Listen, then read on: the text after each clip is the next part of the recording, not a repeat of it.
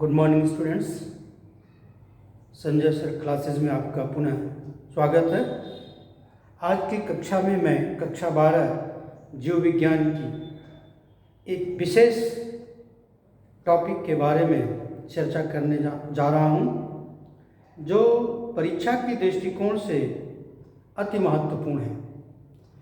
आगामी बोर्ड परीक्षा में प्रायः इस टॉपिक से प्रश्न आते ही हैं। यदि आप इस कक्षा को सही से समझे रहेंगे, ठीक से इसको तैयार किए रहेंगे, तो निश्चित रूप से इस टॉपिक से आने वाले प्रश्न को आप आसानी से सॉल्व कर सकते हैं। तो चलिए चलते हैं। वो टॉपिक है प्रतिरक्षा तंत्र, मानव प्रतिरक्षा तंत्र, इम्यून सिस्टम।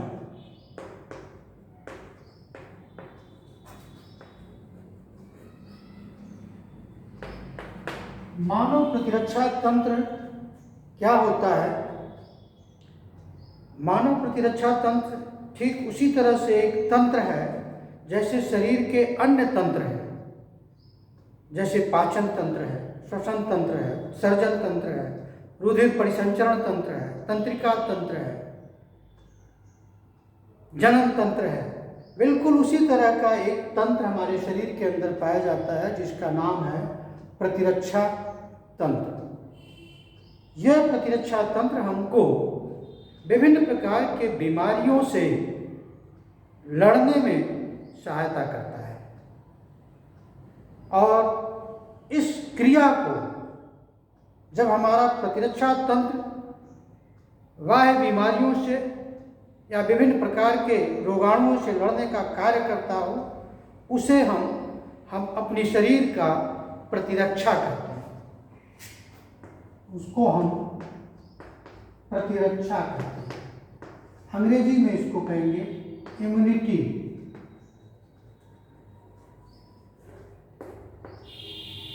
इम्यूनिटी कहलाएगा। इम्यूनिटी शब्द अपने आप में बहुत व्यापक शब्द है, लेकिन हम लोग इसको थोड़े में समझने का प्रयास करेंगे। वास्तव में इम्यूनिटी दो प्रकार की होती है। अगर हम इसको ऐसे बांटना चाहें तो हम इसको बांट सकते हैं। एक वह इम्यूनिटी जो हमको जन्मजात प्राप्त होती है, जब हम जन्म लेते हैं तभी से हमारे शरीर में वो उपस्थित होती है, उसको कहते हैं जन्मजात या इनेट। अंग्रेजी में इसको कहेंगे इनेट इम्यूनिटी।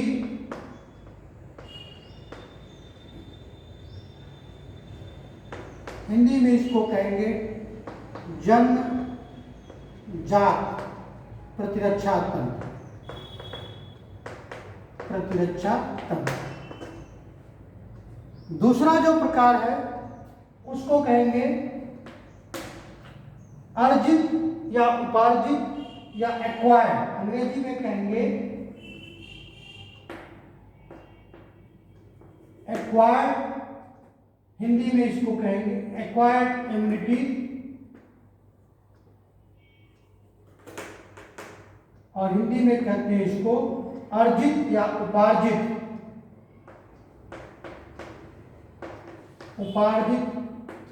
प्रतिरक्षा। ऐसे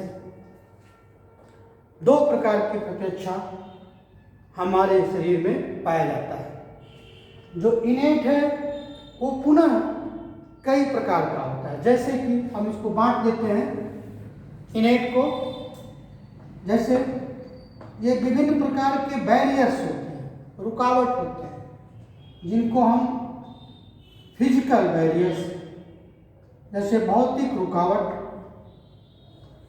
फिजिकल बैरियर्स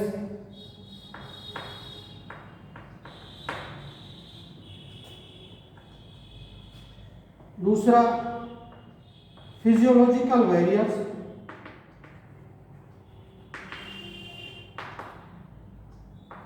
तीसरा सेलुलर बैरियर्स, और चौथा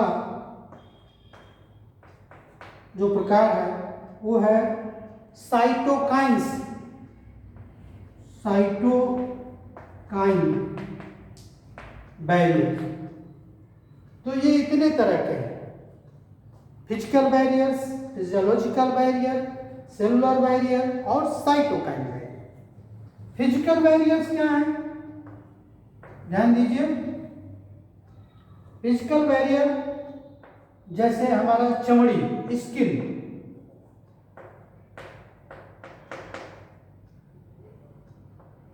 और स्किन के अलावा म्यूकस कोटिंग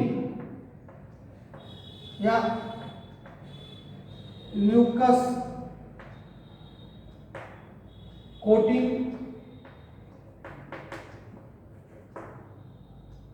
और एसिड्स,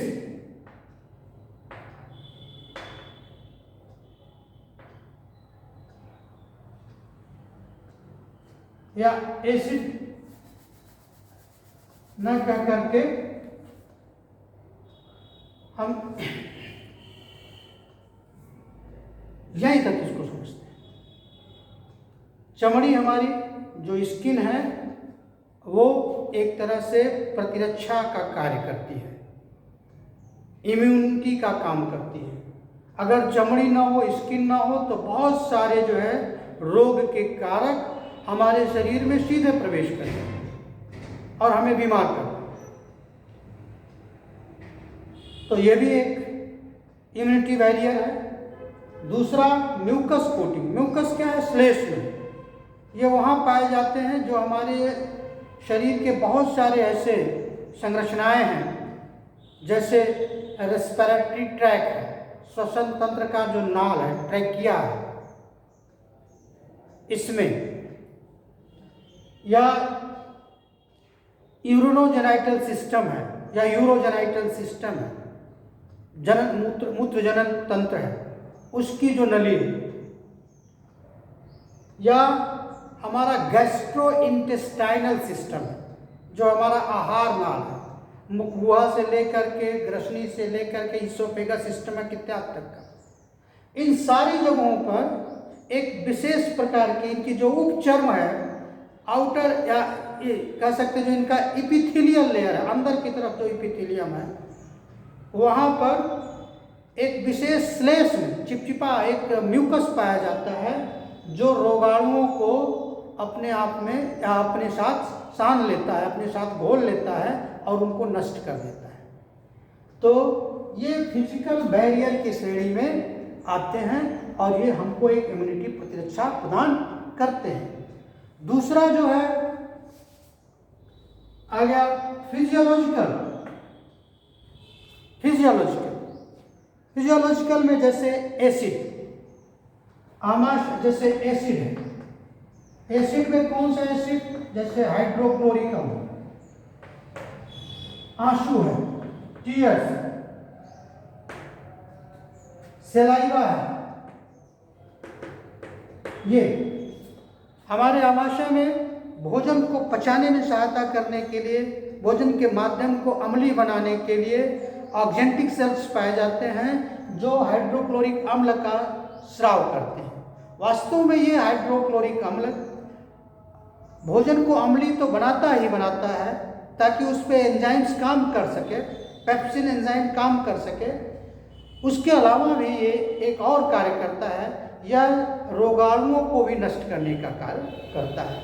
ऐसे आँख से निकलने वाला जो आंसू है, टीयर्स है, वो भी जो है रोगाणुओं को अपने साथ नष्ट करता है, रोगाणुओं को शरीर के अंदर प्रवेश नहीं करने देता। ऐसे ही सलाइवा हमारे जीभ के नीचे, मुखगुहा में जीभ के पीछे की तरफ या जीभ के पीछे नीचे की तरफ जो है सैलिवरी ग्लैंड्स पाए जाते हैं जो सलाइवा यानी लार का स्राव करते हैं। वो लार भी जो है हमारा, उसमें भी एंजाइम पाया जाता है भोजन को पचाने के लिए, एमाइलेज एंजाइम पाया जाता है। सिलेबरी एमाइलेज जिसको आप क्या कहते हैं, टायलिन भी कहते हो। लेकिन वो भी जो है भोजन को पचाने के अलावा वो सलाइवा रोगाणुओं को, रोग के कारकों को, चाहे वो जीवाणु हो, चाहे वो कवक हो या कोई प्रोटोजोन, उसको भी खत्म करने का कार्य करता है। तो ये बैरियर का काम करता है। ऐसे ही एक barrier cellular barrier, cellular barrier यानी कोशिकीय बैरियर है। उसमें क्या है, सेलुलर बैरियर्स में वास्तव में ये हमारे WBCs हैं, हमारे जो WBCs जिसको हम ल्यूकोसाइट्स कहते हैं, ल्यूकोसाइट्स कहते हैं। इनकी कुछ विशेष प्रकार के WBCs कई प्रकार के हैं। ग्रेनुलोसाइट्स एक ग्रेनुलोसाइट्स के श्रेणी में रखे जाते हैं। इनके जो कैटेगरीज हैं जैसे न्यूट्रोफिल्स एंड मोनोसाइट्स, जैसे कि न्यूट्रोफिल्स एंड मोनोसाइट,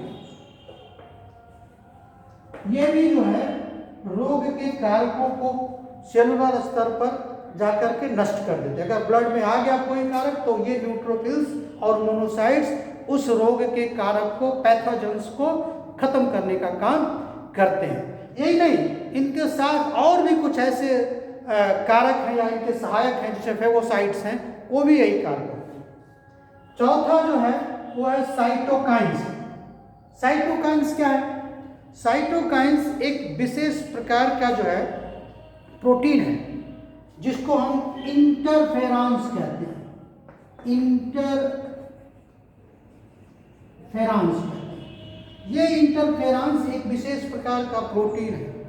ये उन कोशिकाओं द्वारा निर्मित होता है जिन पर विषाणुओं का आक्रमण हुआ रहता है। ऐसी कोशिकाएं जिनके ऊपर विषाणुओं ने हमला किया है, वो कोशिकाएं इंटरफेरॉन नामक प्रोटीन का निर्माण करती हैं, जो एक तरह के साइटोकाइंस हैं।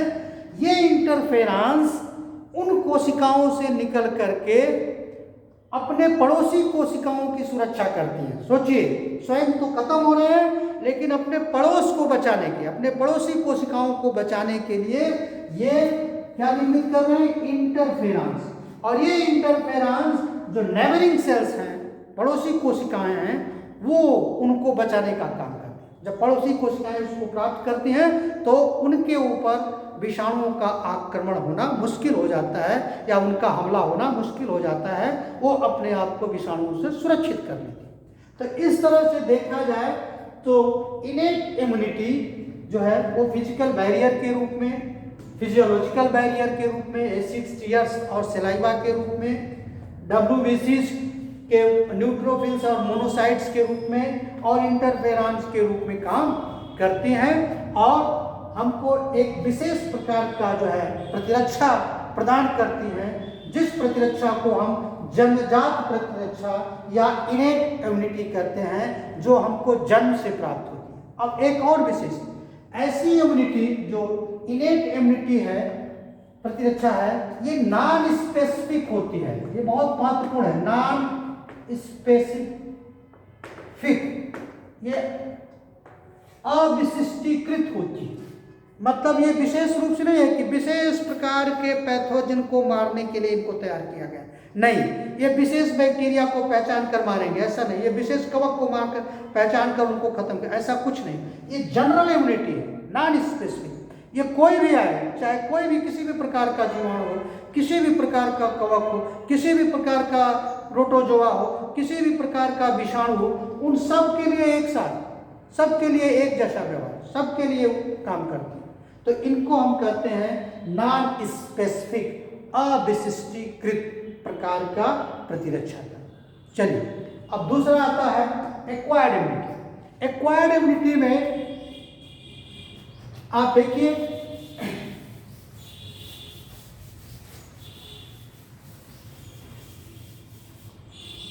एक्वायर्ड इम्यूनिटी की चर्चा की जाए, उपार्जित या अर्जित, तो ये जो है इनकी विशेषता है कि ये स्पेसिफिक होते हैं। पहली विशेषता, ये स्पेसिफिक होते हैं अर्थात विशिष्टीकृत होते हैं। ये विशेष तरह के रोगाणुओं को पहचान कर ही किल करते हैं, खत्म करते हैं, नष्ट करते हैं।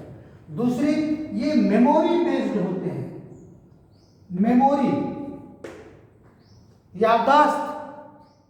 अब उपार्जित या एक्वायर्ड इम्यूनिटी, वास्तव में अगर हम इसको यहाँ ऐसे ले आए, ऐसे करें, तो ये दो तरह की कोशिकाओं के सहायता से या उनकी सहायता से ये प्राप्त किया जाता है, और उन कोशिकाओं को कहते हैं बी सेल या लिम्फोसाइट्स। उनको हम कहते हैं लिम्फोसाइट्स। लिम्फोसाइट्स, ये लिम्फोसाइट्स वास्तव में दो प्रकार की होती हैं। एक को हम कहते हैं बी लिम्फोसाइट्स और दूसरे को कहते हैं टी लिम्फोसाइट्स। ये बी लिम्फोसाइट्स और ये टी लिम्फोसाइट्स। बी लिम्फोसाइट्स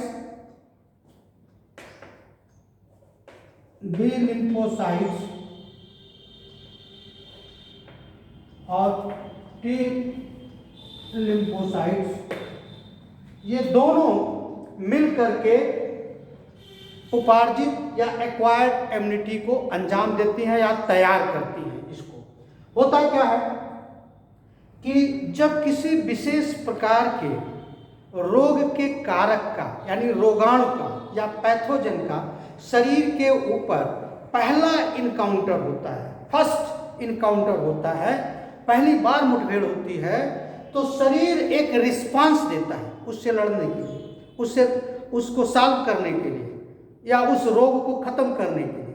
उसको कहते हैं primary response. Primary response, primary response में उसने लड़ा और उसके बाद चुपचाप शांत हो गया। फिर दोबारा अगर सेकेंड टाइम दोबारा फिर कभी वही रोग का कारक या रोगाणु शरीर में पुनः अटैक करता है, शरीर पर पुनः आक्रमण करता है, तो तुरंत ये जो है एक दूसरा रिस्पांस देते हैं, उसको कहते हैं सेकेंडरी रिस्पांस। तो प्राइमरी रिस्पांस तो बहुत हल्का होता है, बहुत कमजोर होता है, लेकिन और जो सेकेंडरी रिस्पांस है वो बहुत इंटेंस होता है, मतलब उसकी क्षमता बहुत ज़्यादा होती है, वो बहुत तीव्र होता है। और ये जो है, जो लिम्फोसाइट्स हैं, ये इसको अपने मेमोरी में, प्राइमरी रिस्पांस में ही जब रिस्पांस दिए उसी समय इसको अपने मेमोरी में डाल लिए, अपने याददाश्त में रख लिए, और दोबारा जब कभी उसी रोग कारक का यानी उसी रोगाणु का शरीर पर जब आक्रमण होता है, तो ये जो सेकेंडरी रिस्पांस है ये फटाफट बहुत तेजी से लाखों की संख्या में उसको अटैक करते हैं, बहुत तेजी से, बहुत इंटेंस उससे। तो ये अपने मेमोरी में डाले रहते हैं, दुश्मन को पहचान करके कि ये दुश्मन आया था शरीर में और थोड़ा लड़ाई लड़े और चुपचाप शांत हो गए, लेकिन दोबारा फिर वही दुश्मन आ गया, वही रोग का कारक आ गया, तो ये सेकेंडरी रिस्पांस देते हैं। और तब दोबारा जो होता है तब पूरी एक फौज होती है। पहले तो 2-4 सिपाही लड़ते हैं, लेकिन दोबारा जब होता है तो पूरी आर्मी होती है। और वो आर्मी क्या है, तो कौन बनाता है वो आर्मी? वो आर्मी तैयार करता है ये बी लिम्फोसाइट्स। ये जो बी लिम्फोसाइट्स है वो पूरा एक फौज, एक मिलिट्री, एक आर्मी तैयार करती है और उसको वहाँ पे डिप्यूट कर देती है, उसको वहाँ पे लगा देती है सेकेंडरी पर, और तेजी से रोग को जो है नष्ट करने का काम करती है। तो टी लिम्फोसाइट्स क्या करता है? वास्तव में ये जो टी लिम्फोसाइट्स है ये बी लिम्फोसाइट्स की हेल्प करता है। क्या करता है? ये इसकी मदद करता है, ये स्वयं नहीं लड़ता बल्कि इसकी मदद करता है बी लिम्फोसाइट्स। तो बी लिम्फोसाइट लड़ता कैसे, ये समझ में आना चाहिए कि बी लिम्फोसाइट्स कैसे लड़ाई लड़ता है। वास्तव में ये जो बी लिम्फोसाइट्स है यह एक विशेष प्रकार के प्रोटीन का स्राव करता है या निर्माण करता है, संश्लेषण करके उसको स्रावित करता है रक्त में। और उस प्रोटीन को हम कहते हैं एंटीबॉडीज। एंटीबॉडीज, उसको हम कहते हैं एंटीबॉडीज। ये एंटीबॉडीज बनाने का काम करता है, ये बी लिम्फोसाइट्स। और ये एंटीबॉडीज, जिसको हम इम्यूनोग्लोबुलिन भी कहते हैं, ये कई प्रकार के होते हैं। जैसे मैं लिख देता हूं IgA, IgE, IgG, IgM etcetera, ऐसे 2-4 प्रकार के, आप 4 या 5 प्रकार के इस तरह की एंटीबॉडीज होती हैं। और ये एंटीबॉडीज क्या करते हैं, जो पैथोजन है, रोग का कारण है, जो पैथोजन है, चाहे वो बैक्टीरिया हो, चाहे वो कवक हो, चाहे कोई प्रोटोजोन्स हो, चाहे कोई अन्य कोई रोग का कारक हो, उस पैथोजन की टैगिंग कर देते हैं, उसको जा करके इसकी टैगिंग कर देते हैं, मतलब इस पे मार्क बना देते हैं, इसको चिन्हित कर देते हैं। इनका काम ये है कि इसका टैगिंग कर देते हैं, इसका टैगिंग कर देते हैं, इसको मार्क बना देते हैं, इसको टिक कर देते हैं कि ये ठीक है, ठीक, इसको टैग बना दिया, मार्क कर दिया। और जैसे ही इसकी टैगिंग हुई, तैसे ही दूसरे तरह की कोशिकाएं, देखिए एंटीबॉडी स्वयं इसको खत्म नहीं करती, केवल इसका चिन्हित कर देती है, इसको टैग कर देती है। और जैसे इसकी टैगिंग हुई रोगाणु की, वैसे जो फेगोसाइट्स हैं, फेगोसाइट्स, ये इनको खाना शुरू कर देती है। फेगोसाइट्स इनका भक्षण करना शुरू कर देती है, पहचान करके कि किसकी टैगिंग हुई है, किसको टिक किया गया, उसको हमको खत्म करना है, उसको नष्ट करना है। और तेजी से ये फेगोसाइट्स, इनको फेगोसाइटोसिस, उनको पचाना शुरू, डाइजेस्ट करना शुरू करती है। और कुछ ही मिनटों में, कुछ ही घंटों में वो सारे के सारे पैथोजेंस को, चाहे वो जीवाणु हो, चाहे कवक हो, चाहे प्रोटोजोन, उनको खा करके नष्ट कर देती है। तो महत्वपूर्ण क्या है, टैगिंग। कौन कर रहा है टैगिंग? एंटीबॉडीज। कैसे टैगिंग कर रही है? वो बी लिम्फोसाइट्स द्वारा तैयार किए गए थे। बी लिम्फोसाइट्स कैसे तैयार किया है? अपने मेमोरी से, क्योंकि पहली बार जब मुठभेड़ हुआ था, उसकी लड़ाई हुई थी, प्राइमरी रिस्पांस दिया था और याददाश्त में रख लिया था कि इस दुश्मन से मैं लड़ा। अगली बार जब दोबारा वही दुश्मन आता है तो सेकेंडरी रिस्पांस देता है और हजारों की संख्या में अपने को बढ़ाता है, मल्टीप्लाई करता है, प्रोलिफरेट करता है और बहुत ज़्यादा मात्रा में एंटीबॉडीज का निर्माण करता है। और ये एंटीबॉडी जा करके उस पैथोजेंस को, उस रोगाणु को जो है उसकी टैगिंग करते हैं। जैसे ही टैगिंग होती है वैसे ही फेगोसाइट सेल्स उसको खाना शुरू कर देती है, उसका भक्षण करना शुरू कर देती है, उसको तोड़ना, नष्ट करना शुरू कर देती है। तो इस तरह से हमारा ये रिस्पांस होता है। और इसमें मदद कौन कर देता है? हमारा मदद कर देता है टी लिम्फोसाइट्स, ये मदद करता है। क्योंकि ये जो एंटीबॉडीज हैं ये सब सीधे ब्लड में रिलीज होती है, खून में, रुधिर में। इस नाते इसको हम ह्यूमरल रिस्पांस कहते हैं, इसको हम कहते हैं ह्यूमरल रिस्पांस या डिफेंस, इम्यूनिटी डिफेंस। ये जबकि जो टी लिम्फोसाइट्स है वो सेलुलर देता है, सेल मेडिएटेड इम्यूनिटी। इसको हम ये जो है सेल मेडिएटेड इम्यूनिटी प्रदान करता है। ये तब करता है, इसका उदाहरण आप पाएंगे जब आर्गन ट्रांसप्लांटेशन होता है, किसी दूसरे का आर्गन किसी दूसरे को ट्रांसप्लांट किया जाता है, अंगों का प्रत्यारोपण होता है, तो एक महत्वपूर्ण घटना घटती है, सेल्फ एंड नॉन सेल्फ, कौन हमारा है कौन हमारा नहीं। और उस समय आप सुने होंगे या जानते होंगे कि बहुत क्लोज रिलेटिव का ही आर्गन दूसरे किसी को दिया जाता है, अपने सगे भाई बहन माता पिता का ही सबसे पहले लिया जाता है। क्यों? क्योंकि उनमें ज़्यादा मैचिंग होती है। अगर वो मिसमैच किया तो क्या करता है, यही टी लिम्फोसाइट्स जो है उसको नष्ट करने में सहायता करता है, उस आर्गन को, उस अंग को जो है नष्ट कर देता है। तो ये कहलाता है सेल मेडिएटेड इम्यूनिटी कहलाता है। तो ये टी लिम्फोसाइट्स की सहायता से होता है। अब आइए समझते हैं कि वास्तव में ये जो एंटीबॉडीज है, ये भी प्रश्न पूछा जाता है कि कि एंटीबॉडीज की संरचना बनाइए, उसको कैसे होता है। तो जो एंटीबॉडी हमने यहाँ लिखा है आई इम्यूनोग्लोबिन ए, इम्यूनोग्लोबिन ई, इम्यूनोग्लोबिन जी, इम्यूनोग्लोबिन एम, वास्तव में होते क्या हैं? जितनी भी एंटीबॉडीज हैं, एंटीबॉडी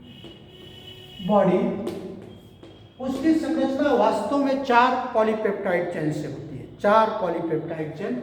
इस नाते उसको हम कहते हैं, उसमें 2 हैवी और 2 लाइट होते हैं, और उनको हम इस तरह से लिखते हैं L2H2। कैसे संरचना होती है देखिए,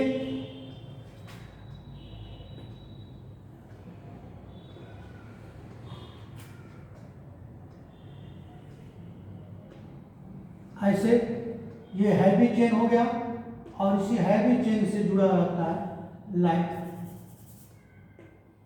लाइट चेन, ये इस तरह से ऐसे वाई के आकार का ऐसे। और ये देखिए, ये लाइट चेन हो गया, लाइट चेन या आर्म, और ये जो है ये हैवी हो गया, हैवी आर्म या हैवी चेन। एक बड़ा है और एक छोटा, और ये सब आपस में एक दूसरे से जुड़े रहते हैं। जैसे ये हैवी के साथ डाई सल्फाइड बॉन्ड से, सल्फर बॉन्ड से ऐसे जुड़े होते हैं, ये ऐसे सल्फर बॉन्ड से। ये यहाँ भी इसी तरह से डाई सल्फाइड बॉन्ड से ऐसे जुड़े होते हैं। ये भी जो है सल्फर बॉन्ड से आपस में जुड़े होते हैं, और बीच बीच में ये भी ये ऐसे यहाँ पर सल्फर बॉन्ड से ये ऐसे इस तरह से बॉन्डिंग पाई जाती है। यहाँ पर जो ये संरचना देख रहे हैं, यहाँ पर यहीं पर एंटीजेंस बाइंडिंग साइट्स पाया जाता है। एंटीजेन बाइंडिंग साइट्स यहाँ पर पाया जाता है। जहाँ मैं यहाँ लिखूँ इस जगह पे, यहाँ पर एक ऐसा स्थान पाया जाता है, ऐसे मैं थोड़ा और बढ़ा देता हूँ इसको ऐसे करके आपके समझने के लिए। तो यहाँ पर जो स्पेसिफिक साइट्स पाए जाते हैं, उसकी संरचना ऐसे हम बना देते हैं, ऐसे ऐसे करके थोड़ा सा इस तरह से। तो ये जो है वास्तव में एंटीजेंस, एंटीजन क्या है? एंटीजन मतलब रोग के कारण, वह है प्रोटीन। एंटीजन बाइंडिंग प्लेस या साइट, स्थान, यहाँ ऐसे, यहाँ पर भी, इसमें भी ऐसे या ऐसे रहेंगे, यहाँ पर ऐसे। तो ये क्या करता है? एंटीजेंस को, जैसे ये एक संरचना है एंटीबॉडीज का, ऐसे ही होता है एंटीबॉडी। तो ये एक सिंगल मॉलिक्यूल है।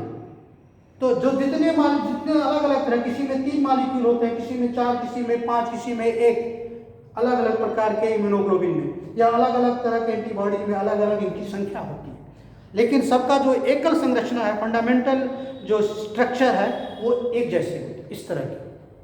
अब ये जो है एंटीबॉडीज अपने इस साइट पर, जहाँ पर एंटीजन बाइंडिंग, यहीं पर जो है वो रोग के कारक को या रोगाणु को वहीं पर बांध लेते हैं, या उनकी टैगिंग करते हैं, उनसे चिपक जाते हैं, टैग कर देते हैं, उनके साथ लग गए, चिपक गए। और जैसे ही वहाँ पर वो चिपके, तुरंत फेगोसाइट्स को पहचान करके उनको खाने का काम शुरू कर देता है। तो जब भी किसी रोग के कारक या एंटीजन पर या पैथोजन पर एंटीबॉडी चिपक गया, तो इसका मतलब कि इसका टैगिंग हो गया, इस पर टिक लग गया, और अब इसको खत्म करना है। तो खत्म करने का काम कौन करेगा? भक्षण करने का काम कौन करेगा?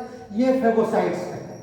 ये उनको तुरंत जो है खाना शुरू कर देते हैं। तो इस तरह से हमारा जो है प्रतिरक्षा तंत्र जो है कार्य करता है, और हमें एक सुरक्षा प्रदान करता है वह रोगों से। तो एक छोटा सा ये जो है ये संरचना था, ये क्या कहते हैं, लेक्चर था, जो आपके लिए उपयोगी होगा। धन्यवाद, मिलते हैं फिर अगले लेक्चर में।